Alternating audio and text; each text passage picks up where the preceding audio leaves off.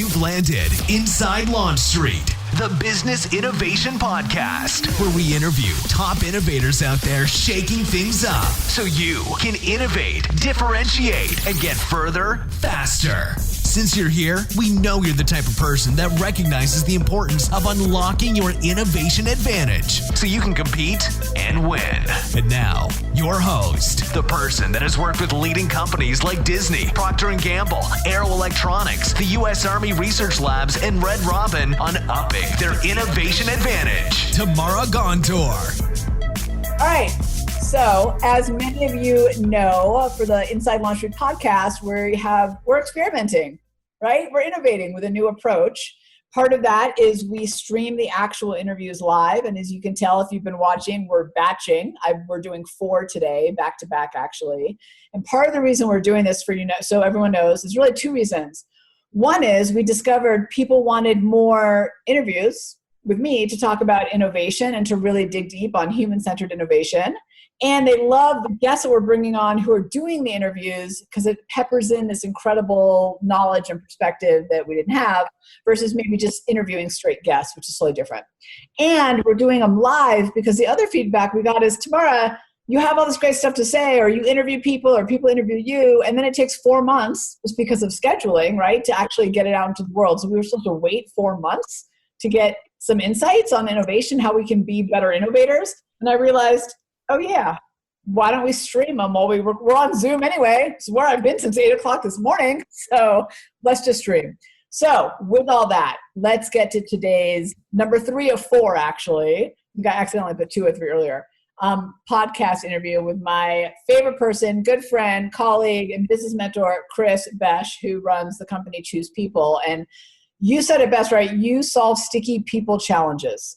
And I think this topic could not be more relevant in both of our worlds, which is we're going to talk about why debate, arguing, disagreement, constructive conflict, as I call it, is so critical to innovation and to culture. So Kris, take a second to say hi and introduce yourself, and then we'll dig in. Hello, everyone. I'm super excited to be with you. As Tamara said, my name is Kris Boesch. I'm the CEO of Choose People, and we support organizations in creating extraordinary workplace cultures by dealing with those really tough issues around gossip and drama and entitlement and silos and all that good jazz. That's our jam. So really excited to be here with you, Tamara, and can't wait to discuss. Let's do it. Conflict. I feel like I gotta hunker down for this conversation. I know, right? All right, sister, we got this. Let's do it. I'm ready. Let me warm up. We got this.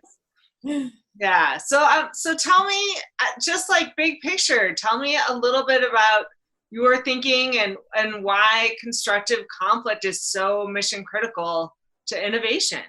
Well, let me start with a story that will make you fall over. So I hope you're actually sitting down and not standing, because I know you've experienced this. I know a lot of us have experienced this. So I was working with a large soda company, a global company. And my job in this meeting was not to facilitate. My job was actually to be an internal innovator, poke the bear, an external person to just give some naive intelligence, maybe push the team a little bit. Maybe they've gotten a little bit stuck in their thinking, which happens to all of us.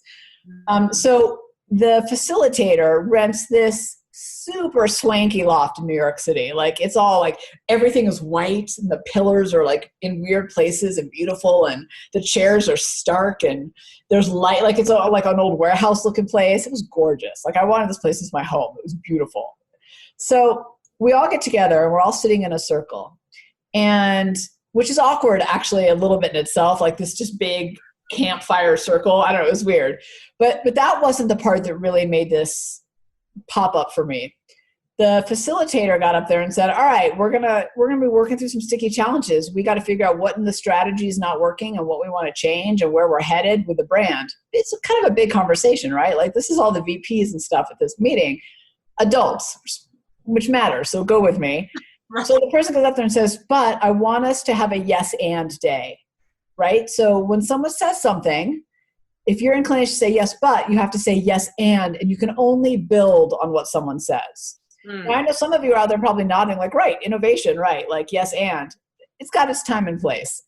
but you couldn't say yes, but at all. You couldn't do anything that showed that you debated. And in fact, if you wanted to challenge someone, you had to use this language. Kris, I have a clarifying question for you. Does that just make you want to throw up in your mouth? It does to me. It's like, what does that even mean? And I know you're debating me, so just say it, right? So here's what happened. Because we were forced into this communication style that didn't allow for true conflict, debate in a meaningful, vulnerable, and respectful way, like we were forced to have this superficial language, no innovation came out of the day, no conversation came out of the day, the whole day was groupthink, and the strategy was crap. So that night, the client pulled me aside and said, "What did you think?" And I always try to be very respectful of other people's styles, right? I know that my style of facilitation probably doesn't work for other people. Totally fine. And I just said, I think he has really good intentions with that. I think, unfortunately, we might want to start debating and really thinking through if we're heading in the right direction and maybe getting some argument going. Like, I know Bob and Greg over here don't agree. So, I think we need to have, those elephants are going to be looming if we don't have this conversation. So all of that is to say, debate, constructive conflict, whatever you want to call it, is vital to innovation. And when we shut it down and we don't allow for that, we actually shut down innovation. We shut down our ability to innovate. We shut down the team's ability to innovate. We don't get to those meaningful outcomes that we're looking for. And I'm sure you see this too. I do believe that constructive conflict has to be respectful and done in a way that's debating ideas, not people. But I think we've got to have it. And here's the thing, right? We don't have the right answer out of the gate. We need some debate. And I don't know if this happens to you, Kris, but if you come to me with an idea and I go, I might think differently about that, and here's why, all I'm really doing is strengthening your idea. I'm just giving you an opportunity to battle test it a little bit. So conflict is key to innovation. That innovation happens in tension. It doesn't happen when we yes and each other all day long. And that meeting still sticks with me to this day. And that was probably 17, 18 years ago. Well, and it's just so perfect because, again, I can hear, like you said, he had good intentions. Yeah. Right? And it didn't, right? It didn't get to the outcomes and the remarkable results that you all were there to make happen. Yeah. What I hear is he was trying to create psychological safety.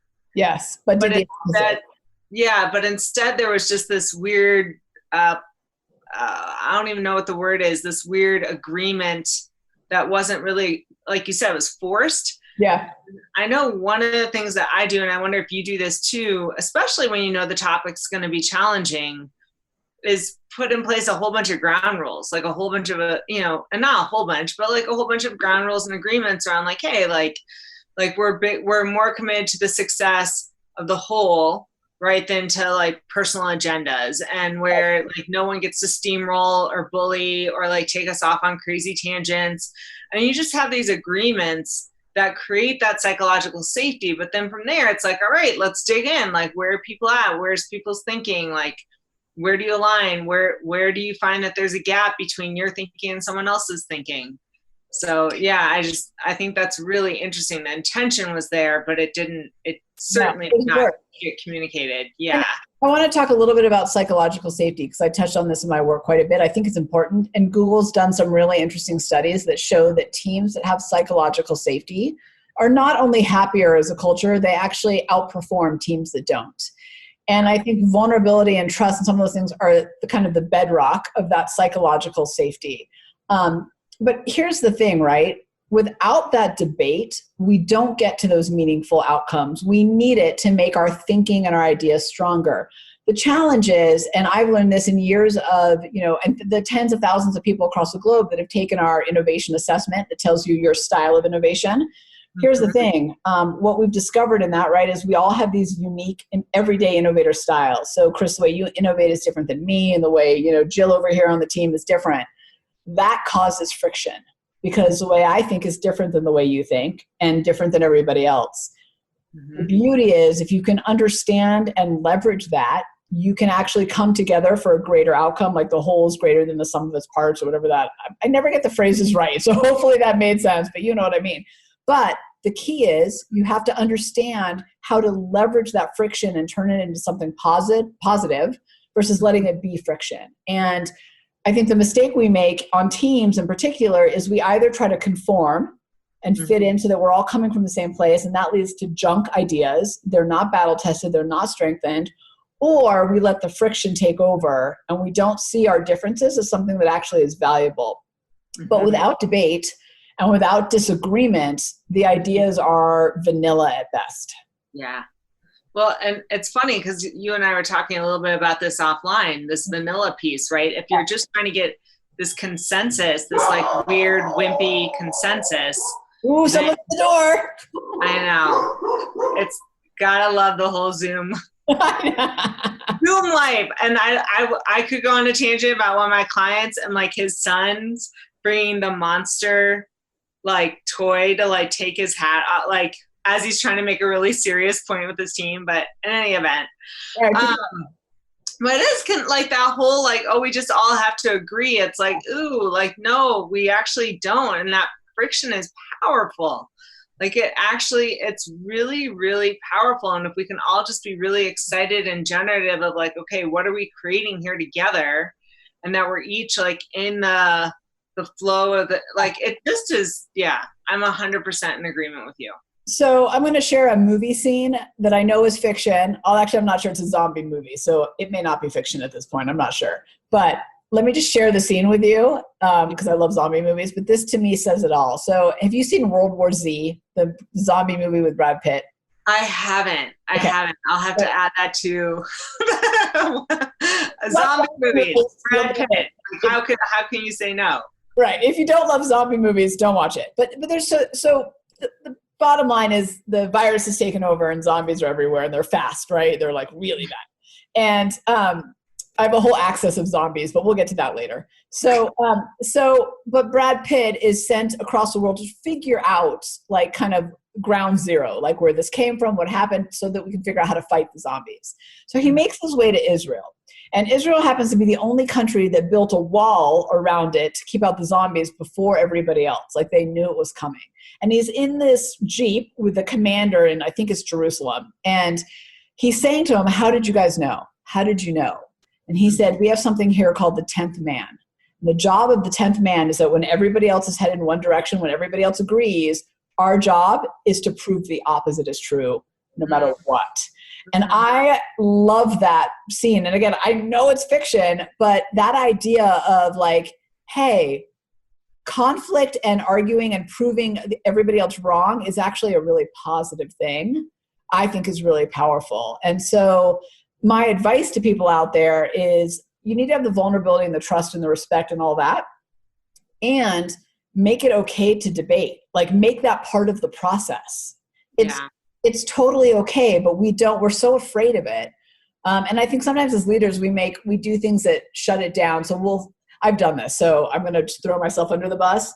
I'd go again, because I'm super declarative in how I speak too. I've really had to work on this.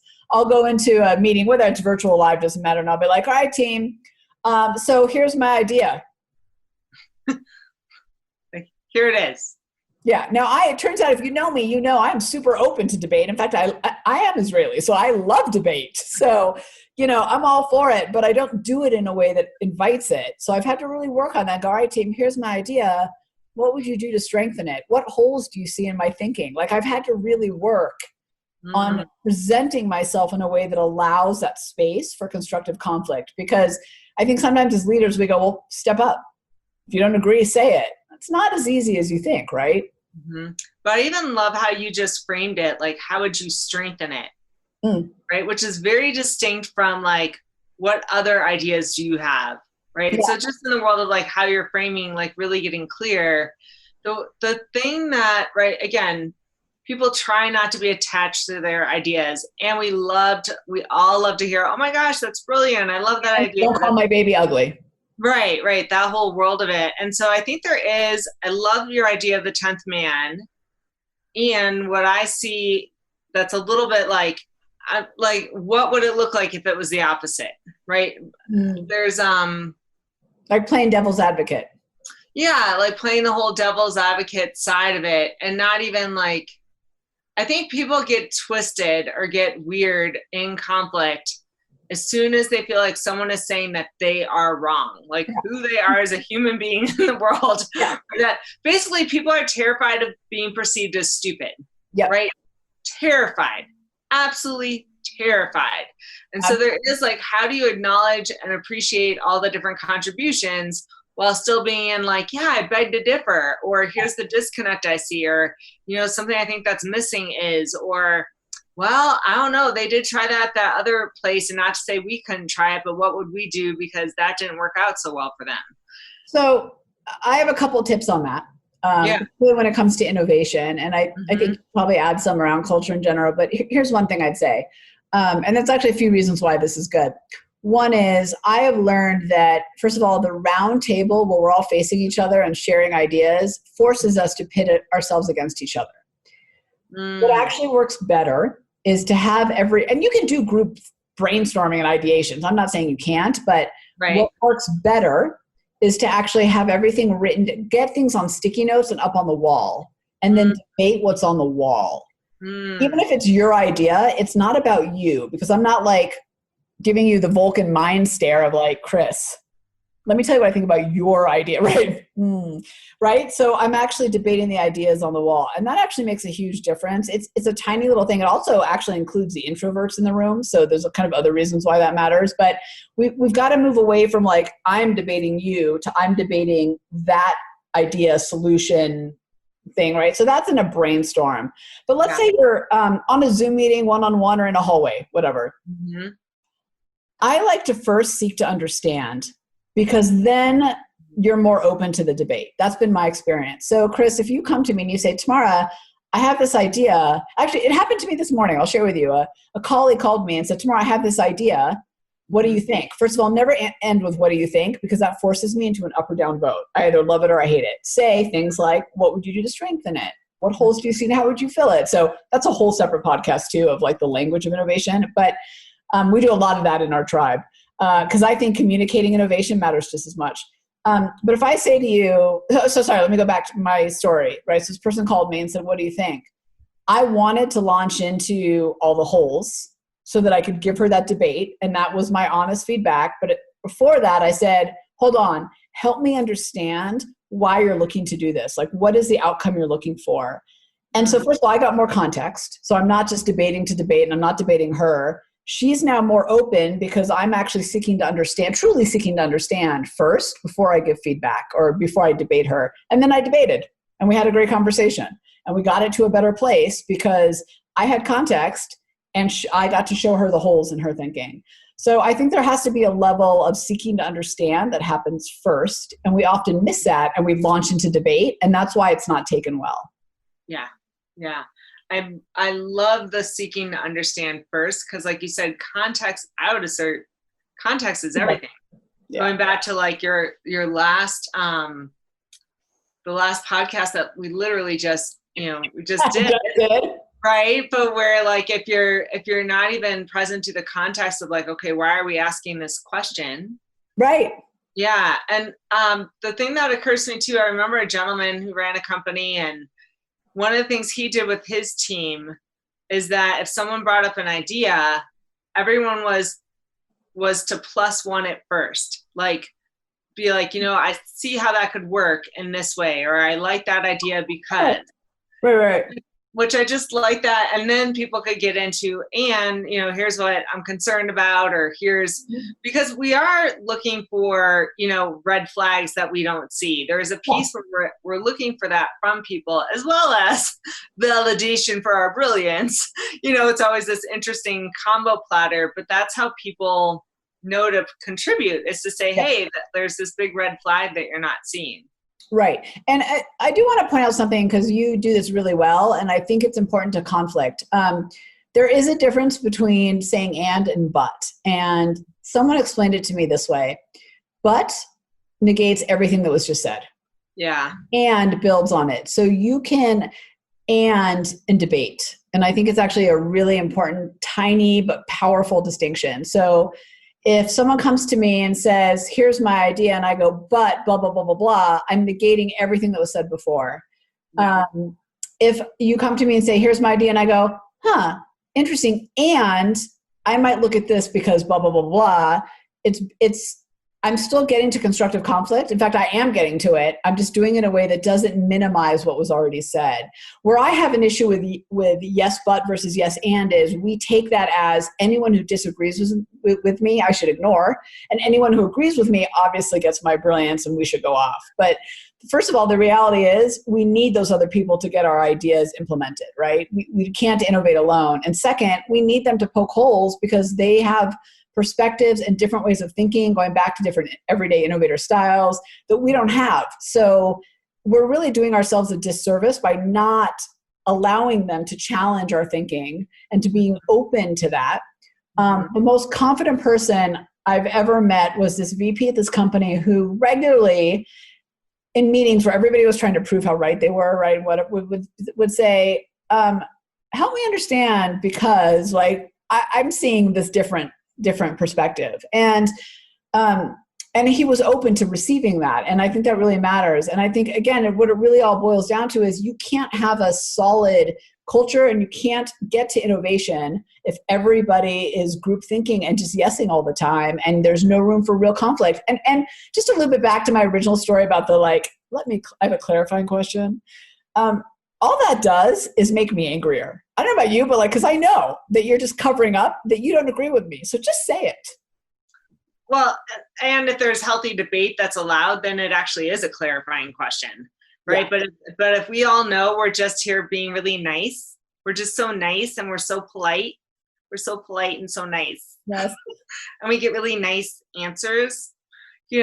Forget about being competitive. It's just not, or forget about innovation. And it's, tomorrow I'll just share with you, I won't go into the whole world of it, but literally on a call this morning, I was talking to a gentleman from the Kettering Foundation, which is an amazing, amazing foundation, about my Hello Bench project. Uh-huh. And we should at the end, let's loop back to that. Yeah. Well, and he came from the side to give a whole way of thinking about it that was not there for me. And it's funny because I had to really be with, there was a part of me that came to that call that just wanted to hear how great the idea was. Obviously. Right. And actually what I walked away with was way more valuable than any ego strokes. Right. But I think we have to check ourselves when we come to those conversations. And we say well, what do you think? Versus how can you strengthen this idea? I think when we ask people, what do you think? Often, right, again, we just there's a validation piece and really just giving that up. And be no, I actually want to get to the heart of what's going to make this powerful and effective and have us kick some booty. So I have a colleague who is also in the webinar speaking space, different topics, different business model, but she does a lot of webinars too. And she did her first public webinar, meaning not client driven, but sold seats and did it. And I attended because I wanted to support her and so I could give her feedback. And she called me afterwards. And one of the things I've always been so impressed with her is she is so open to the feedback that I didn't feel like I had to couch my words. I didn't feel like I had to worry about hurting her feelings. I mean, I obviously made sure to say everything in a respectful way because I do respect her. But the fact that I'm always so impressed with her willingness and her openness to have that debate. And she would debate with me and be yeah, but the reason I did that was blah, blah, blah. And I'd say, okay, but not but, and, because but does negate. I'd say, and a different perspective as an attendee is this. And we got to a better place. So I think constructive conflict is sorely missed in teams. I really do. I think we're so busy trying to like each other and we miss the diversity of thinking because we're not tapping people's different perspective and experiences and ideas and jobs because we're too busy trying to yes and each other in that bad way. And it's funny, in a webinar I did recently, someone said, but what do you do if you're scared to debate? And this is a longer conversation, but my argument or my suggestion there is you need to look at the psychological safety of the team then. There's an underlying issue with vulnerability and trust and feeling valued and heard if you can't get to constructive conflict. So sometimes you got to back up from the innovation of what I'm doing and Kris, talk to you about culture because there's an issue that's keeping that from happening. And it could be one person, it could be the leader, or it could be something bigger in the team. Yeah, and there really is. I mean, it's a powerful opening. Like if you're someone who's scared to debate. Yeah. And again, it can range from everything from like, you're like, oh, well, the last person who got debated got fired the next day. Like that's one thing. Yeah. Well, that's a whole like extreme. That's a whole nother world. But if it is really just like uncomfortable, right? You actually have the opportunity to go to someone and say, you know, I have an idea that I'd really like to share with you around what you're working on, but it may not be easy to hear. And I'm a little bit nervous to share it with you because I really I get who you are as a commitment to this organization and what you're trying to create. And I know you worked really hard and spent a lot of hours on this, but I really see something that I think could make the difference. Can I share that with you? I like it. You know, here's the other thing I'd add to that. Someone has to be the first person. Yeah. And you would hope that leadership sets this tone and the stage because that's their job. But someone has to step up and be the first person. And, you know, I'll tell you, Kris, early in my career, I think we can all agree I have no filters. So it's easy. Part of why I love you, Tamara. I think it's a fair statement. So sometimes things don't come out the way I mean them or appropriately because if I think it, I say it, right? Like there's just no let me filter that first. But I will tell you, early on in my career, you know, when I was growing up in the ranks, this was in advertising on Madison Avenue. That was my first job out of college. This was the mid-90s, and it was very Mad Men still in those days, right? And very hierarchical. And I think we all started drinking at 11 a.m. every day. Like it was exactly what you think Mad Men is. That happened. So, but here's the thing. When I was at that point in my career, it's very different now. I was not expected to speak up. I was expected to sit there and listen, right? I was lucky to be in those meetings to listen. You had to pay your dues.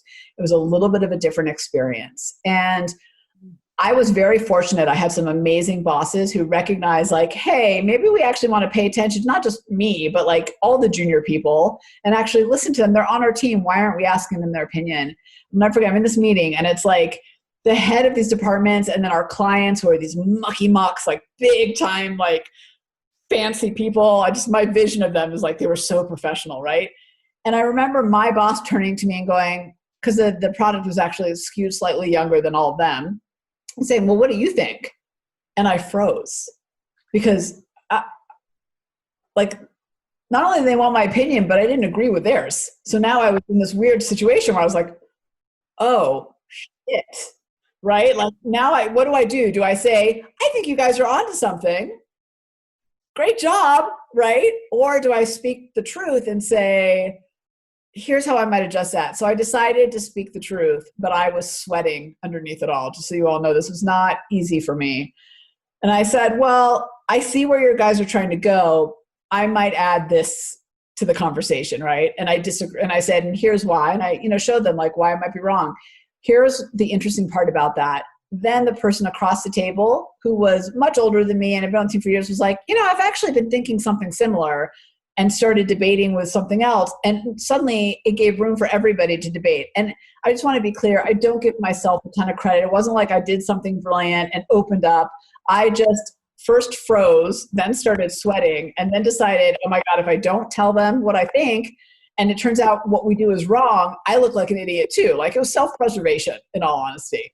But that was a really powerful experience for me because I learned that hey, somebody has to start and do it in a respectful and real way, and then you can get to that place. Well, and Tamara, I do want to point to, you now use the term respectful. You said it with your friend who did the webinar, and then also. A lot, actually. I said it 10 times, yeah. Well, yeah, and I think that there is such a key. People, I think, they fear the conflict, and they fear speaking up, right? All that. God, don't we? Yeah. Yeah, where it's oh, it's gonna be hard and loud and angry and like that, and it's no, it actually, and I think we actually said this in the last conversation, but it really when you're kind, candid, and constructive. Yes, I love that language. Yeah, and where you're coming from a place of care, concern, and curiosity, and not from a place of judgment or assumption. So who you were being in that moment when you spoke up is and I realized it was self-preservation and sweating and all that, but still, right? Like you were bold, you were courageous, but you also like, you cared. Right. I wanted the best outcome for all of us, which is right. Yeah. Yeah. And so I think that's just, if people know that that's where you're coming from, like, it's because I care that I'm being bold and bringing this up. Yeah. Like, cause I could just be quiet and hang out and not put myself on the line. But you know what? Like, I really care what we're up to in this organization. And I really care about this team. And I really care about if we're going to put all this sweat, effort, blood, and tears into this product, that it works. So I think that's how I think that's the place we have to assume that most of us are coming from, period. Yeah. And here's the other lesson I've had more recently is, and it'd be interesting, I don't know if you see this, I'll be working with a team and I'll be doing some discovery interviews before we work together. And there'll be someone on the team that everybody is afraid of, or that everybody thinks is going to be the most negative person in the world, or they're the ones, oh, it's going to be great, but you got to watch out for Angela because she's super negative and will shut down everything, right? And I'm like, okay, good to know. Then here's what happens. We set up a space for constructive conflict, right? Like that's part of our agreement in the beginning. So the meeting goes on, Angela speaks up and does her yes, but blah, blah, blah, blah, blah. So maybe the way she isn't the best. She hasn't been trained in it the way we have, right? And she doesn't think about it the way we do. So maybe the way she says it kind of sucks, but she's poking a hole in something. And you see everybody roll their eyes like, here goes Angela again, right? Like shutting all of us down. And then my job as a facilitator, right, is to pull out information. So I say to Angela, that's an interesting perspective. Like, tell me what makes you concerned about that. And then how would you overcome it? And suddenly Angela lights up and her challenge is valid. And she actually helps us get to a better place. And now, and I'm not the hero of the story. Angela's actually the hero, because what really ended up happening in the meetings like that, in those situations, is that the rest of the team realizes, okay, yeah, Angela's approach maybe needs some refining, but she actually has some really invaluable points and opinions that we were afraid to hear because we don't like conflict. That's actually what was happening. Yeah. Oh my goodness. I love you, Tamara, for saying that, because I had the same situation where they're like there's always one. This one person, you got to be careful for them. And and you did exactly what I do, which I recommend to all of your people who are listening. I say bear hug conflict, right? So conflict shows up, right? And to step towards it. Yeah. Right? And highlight it and underline it and be like, tell me more. Like, what's behind that? What do you see? And I actually like the questions that you put forth, right, to tease out some solution-oriented pieces around that. But I just, people get so terrified and they step back and away and, oh, we don't want to go there, or, right, like, whatever. And it's like, no, the gold is there. Like, that's like step towards it. So, yeah. Without sharing the details, I'll tell you, me, and funny enough, a woman named Angela, that's not in all who I was referencing a moment ago. We're in a group together, right? And I would say, wouldn't you say, so let me back up. We're in a business mastermind. It's the easiest way to describe it, right? And I'd say we present our thinking in the stage that we're in and what we're building for feedback. And I would say that we spend a decent amount of time then debating. I wouldn't say that we go into like, love it. Sometimes we love it. And sometimes we're like, awesome. And here's what I would change. But the last one we were on, we actually had a pretty robust debate about a few things. Because of that, we got something better out of it. And this idea the solution that came out of it is 100 times better than it would have been had we tried to like kowtow around the debate that needed to happen. It needed to happen. We did not agree. We were not coming from the same place, but we all know that we're all there to improve, right? So it's good. But I mean, wouldn't you say like to me is a great example of, it's important. Constructive conflict is so important to innovation and to meaningful solutions. It is a lot harder to get there when you hide from conflict. That's why I call it constructive conflict, because it's not about yelling. It's not about fighting. It really is about being willing to debate each other and respect each other's perspective and opinions and use them to come together in a stronger way. But to your point, we run away from it. So we don't. Instead we fear it. Yeah. And one other thing to put in is it creates an extraordinary workplace conflict. Culture. That's right there. It creates an extraordinary workplace culture because, again, your relationships are richer for when people are a stand for your success. Right. And that's what we were doing. Is like, we really care about, the outcomes of one another's efforts. And so we're going to go there and be courageous and put ourselves at quote unquote at risk. And because of that, we can count on each other in a way that you can't with people that you're walking on eggshells with. You just can't.